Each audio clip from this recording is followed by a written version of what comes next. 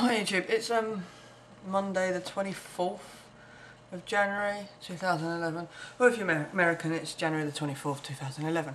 I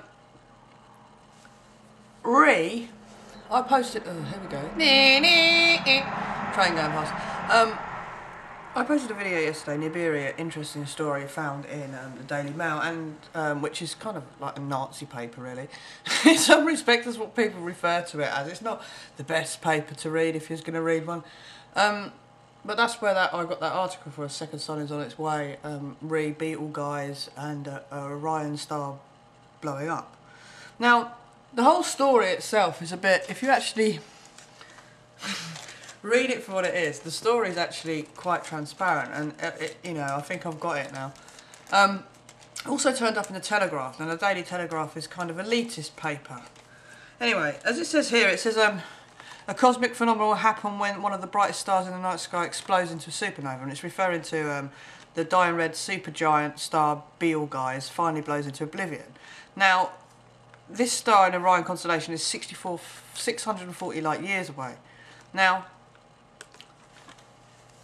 if it explodes, now we're seeing Betelgeuse then 640 million years ago. We're looking at it in the past, so it must have already blown. If it's about to arrive, it must have blown 640 million years ago. Hi YouTube, it's Monday the 24th of January 2011. Well, if you're American, it's January the 24th, 2011. I posted, oh here we go, train going past.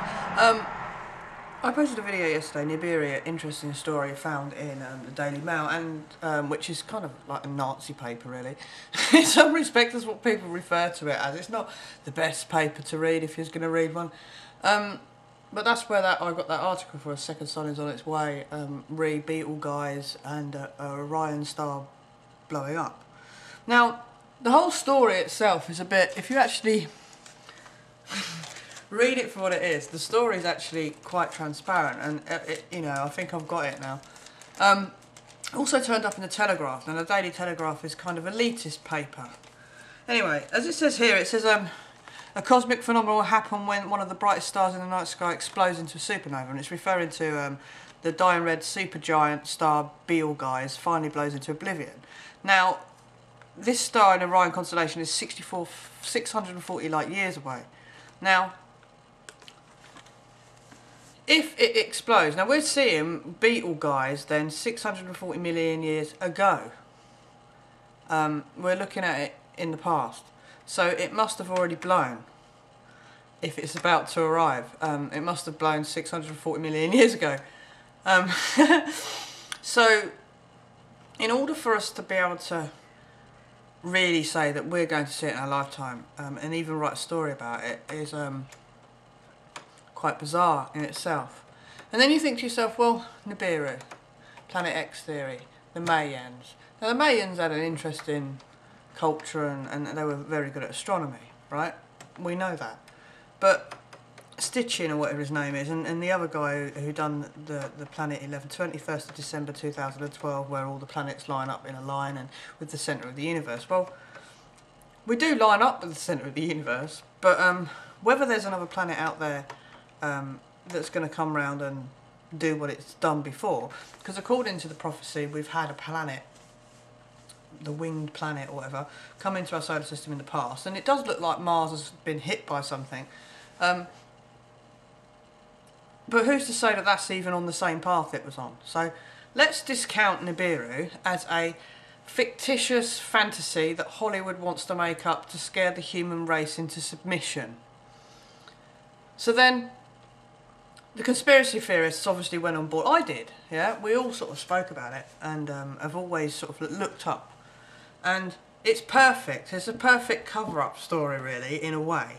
Because we are going into a new age. And when you go into a new age, you get new energies, new frequencies, new whatever else. We know the planet's gone from pulsing at 8 Hertz up to something like 11 Hertz. We know the frequency is increasing. We know manifestation and law of attraction works more than it did before. things come to us quickly. Time seems to be faster. I do a whole thing on time that explains how time can seem slow. It's only relative to the person observing it. The same with me sitting here. The only reason why I'm sitting here is because you're observing me here. It's a little bit more complicated than that. I've got videos that explain that. I can put them underneath in reference to what I'm talking about, like the holographic universe that we live in, and you know, the fact we're on a massive great big holodeck and everything's a frequency and da da da da. 100th monkey syndrome. Well, that's happening. Now, there might be some kind of second sun out there. They're not telling us what it is. It could even be just the centre of our universe. A friend pointed the centre of the universe out. I was like, yeah, that makes a bit of sense, because there is supposed to be pulsing beams coming from that anyway. Now, in order to create panic in a really good way is, one, if they know something's coming, but they don't want us to know what the real truth is, they could use that to their advantage. So they say, oh, yeah, it's alright, it's just part of Orion, it's blown up, and you can see it now. You know, conveniently Google Earth has blacked out a portion of the sky. In, like, Orion's belt's here, Betelgeuse is here, and the bit of sky that's been blacked out's down here. Now, it isn't in exactly the same place, and in the sky that's millions of miles. But who's to say that isn't what they're covering up? It's from the same direction. You know, none of us have got telescopes strong enough in order to sort of, like, you know, really see in the depths that they want to see, infrared, whatever else. So say something is coming from that direction. If they say, oh, it's only going to be there a couple of weeks, it's alright, you're going to have a second sun for a while, great, massive phenomenon, da da da, everyone's going to be like, wow, yeah man. It's there for a month, everyone's going to be like, you said 2 weeks, oh, we got it wrong. And then another month goes past and it's still there. And then it's going to be like panic. What's going on? What's going on? Oh, that my prophecy's right. Oh my God, panic, panic, panic. Come to our concentration camps. You know, do as we say. And what are you going to do? Like, you know, whenever there's a crisis or a panic of some kind, everyone always turns to the government or the powers of being. What are you going to do to stop this? What are you going to do? You know, if you found out that there was a great big asteroid coming towards this planet right this second, everyone would be turning to the government and saying, go and blow it out of the sky, sort something out, send your experts out, get rid of it, rah, rah, rah. We'd expect them to do something about it. And that's what they're hoping on. And it seems to me that this is some kind of, because why on earth would a story so similar to this so-called prophecy that's been so thrown out there and even made into a Hollywood movie, why would they, it just, you know, in order to create panic? Well, they don't want the panic to be created, because if someone read this story and has seen the film, they'd go, oh, okay, but if they trust their government, they wouldn't go, oh, would they? If you're completely subservient to the brainwashing that you get daily, then you wouldn't question this story, you'd just think it's some kind of astronaut. And how many people are really interested in what the stars are doing? Yeah? You know, most people won't admit to it because they think it's nerdy. You know the sort of people I mean? So, you know, it wasn't on the main front page, but there's definitely a significant thing to it. But this story is a load of shit in the sense that, how the hell would they know? You know, if it's 640 light years away, it would take 640 light years to get here, which is about 600 million years or something stupid. I don't know how the calculation is, but it's a fucking long time. So, unless they've got a satellite that's nearly at bloody Orion, they would have no time thingy. There's no way there'd be, there's just, so how the hell would they see that light anyway? It's just like, yeah, you look at Betelgeuse, right, it looks like it's already exploded. It looks like just a load of mess, right? And a friend said that he was going out the other day and he looked up and saw Orion and that star looked redder. And I must admit, it does look, it always has looked orange. But I usually concentrate on Sirius, which is the one over here a little bit more, which is usually twinkles or different colours. But the last time I saw Orion, I did notice that it was quite red, more than it was orange. I haven't really seen Orion since. Orion's over there at the moment. Well, actually, no, it'd be round here now. Over this way now, because the sky moves round. Obviously, we're going into February. It's like the sun is in exactly the right place it should be. People are saying the sun's not in the right place. Now it might seem that on different parts of the hemisphere, I don't know, but we've got a smoking hut at work that's at the end, and the sun sort of comes up in this sort of place here. And in the summer you're like that in the morning at certain times because the sun's right in your eyes, and it near enough always is in your eyes. There is a sort of thing that sits there like that during the winter it don't get above that, so it don't come in your eyes, but in the summer it does. And the sun is always sort of kind of in this section of the sky, sort of, you know, so it'll start from the winter like that, and then go like that, and then get higher, and it'll go across the sky, all the way across the sky. And it seems like it comes back when we go past June. But yeah, no, it's in the right place. Well, I think it's in the right place. The one thing though, I've been sort of, because I've been taking pictures of the sun. I put it on the last video. I take a picture of the sun whenever I can see it. At the moment it's quite overcast, so I can't see it.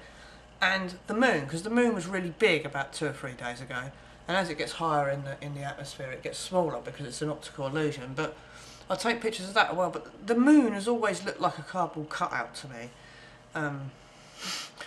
So it looked no different to it always has. It's always looked like a cardboard cutout. Just looks like someone's cut it out, just, you know, like the Truman Show, stuck it on a wall. You know, it's a little bit like that. Ever since I've seen that Truman Show, I looked at the moon and thought, something peculiar about that object. But no, it just looks to me like someone's cut it out and stuck it in the sky, but then it always has. And I don't really know much about moon cycle to know where it should be in the sky, but recently it's coming up over here, which the sun rises over that way. Was it rise in the east and set in the west? I can't remember what way around it is. Never eat shredded wheat. So that, yeah, east. Wheat. Okay, so where's the moon coming up? The moon's coming up northeast over here.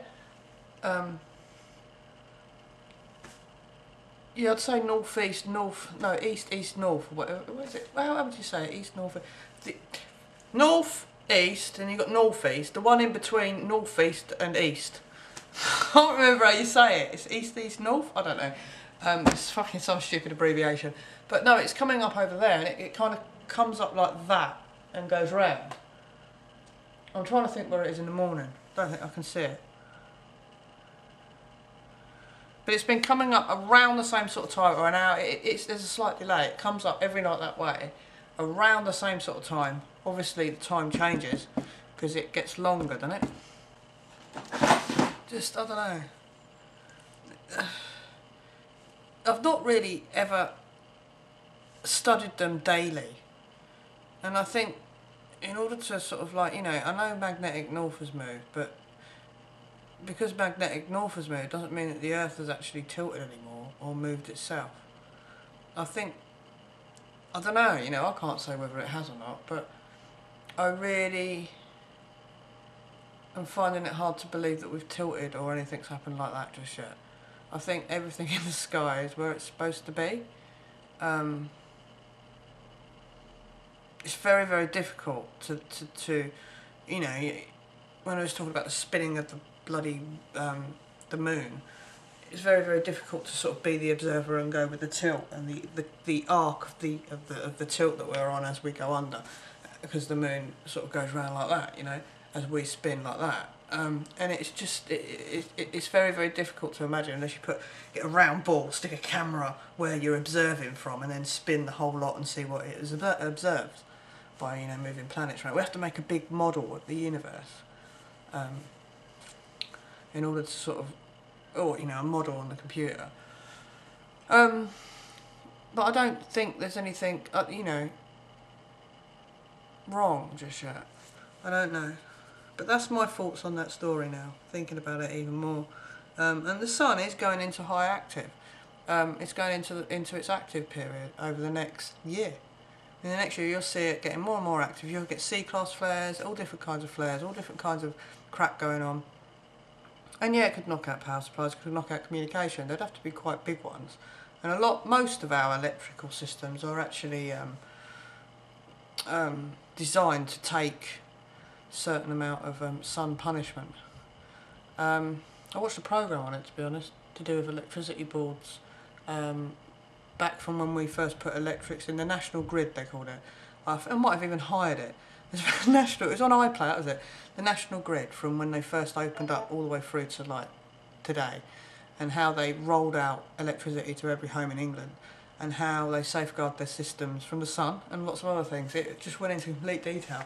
Really nerdy, great, love it.